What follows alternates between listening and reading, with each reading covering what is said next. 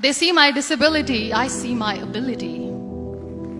They call me disabled, I call myself differently abled. There are some incidents that happen in your life. Those incidents break you, deform you, but they mold you into the best version of you. And the same thing happened to me. I was 18 years old when I got married. My father wanted me to get married. And all I said was, if that makes you happy, I'll say yes. And of course, it was never a happy marriage.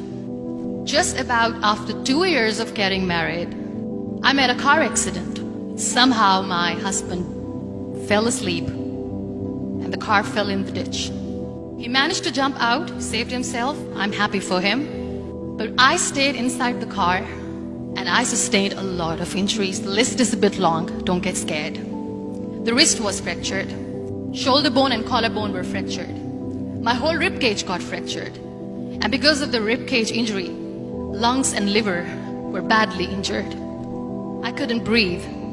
I lost urinary bowel control. That's why I have to wear the bag wherever I go. 3 vertebrae of my backbone were completely crushed. And I got paralyzed for the rest of my life. I finally ended up in a hospital where I stayed for 2.5 months. I underwent multiple surgeries. One day, doctor came to me and he said, well, I heard that you wanted to be an artist, but you ended up being a housewife. I have a bad news for you.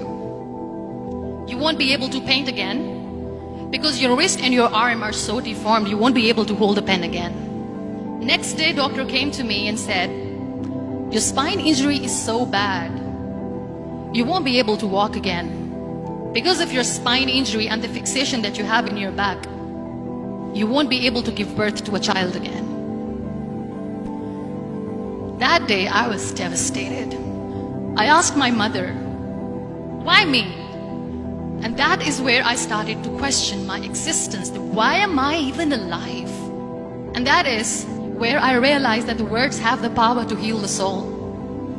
My mother said to me, this too shall pass. God has a greater plan for you.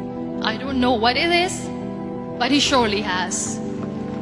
And in all that distress and grief, somehow or the other, those words were so magical that they kept me going.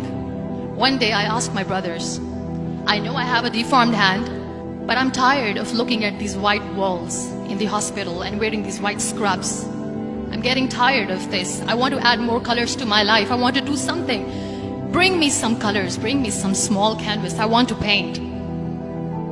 So the very first painting I made was on my deathbed, where I painted for the very first time. It was not just an art piece or just my passion. It was my therapy. And then I was discharged and I went back home. And I went back home and I realized that I have developed a lot of pressure ulcers on my back and on my hip bone. I was unable to sit. There were a lot of infections in my body, a lot of allergies. So doctors wanted me to lie down on the bed straight for not 6 months, for not 1 year, for 2 years. I was bedridden, confined in that one room, looking outside the window, listening to the birds chirping, and thinking maybe there will be a time when we'll be going out with the family and enjoying the nature. That was the time where I realized how lucky people are. That is the time where I realized that the day I'm going to sit, I'm going to share this pain with everyone to make them realize how blessed they are, and they don't even consider them lucky. That day I decided that I'm going to fight my fears. We all have fears. Fear of unknown, fear of losing people, fear of losing health, money. We want to excel in career, we want to become famous, we want to get money. We are scared all the time. So I wrote down one by one all those fears. And I decided that I'm going to overcome these fears one at a time. You know what was my biggest fear? Divorce. I was trying to cling on to this person who didn't want me anymore, but I said no. I have to make it work. But the day I decided that this is nothing but my fear, I liberated myself by setting him free. And I made myself emotionally so strong that the day I got the news that he's getting married, I sent him a text that I'm so happy for you and I wish you all the best. And he knows that I pray for him today. Number 2 was, I won't be able to be a mother again. And that was quite devastating for me. But then I realized there are so many children in the world, all they want is acceptance. So there is no point of crying, just go and adopt one. And that's what I did. People think that they will not be accepted by other people because we, in the world of perfect people, are imperfect. So I decided that instead of starting an NGO for disability awareness, which I know will not help anyone, I started to appear more in public. I started to paint.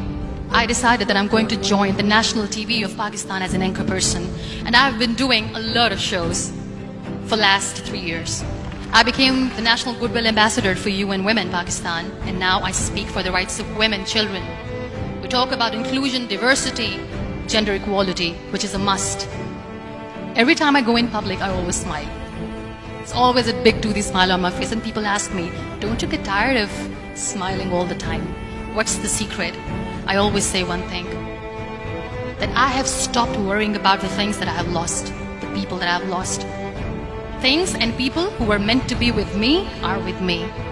And sometimes somebody's absence makes you a better person. Cherish their absence. It's always a blessing in disguise.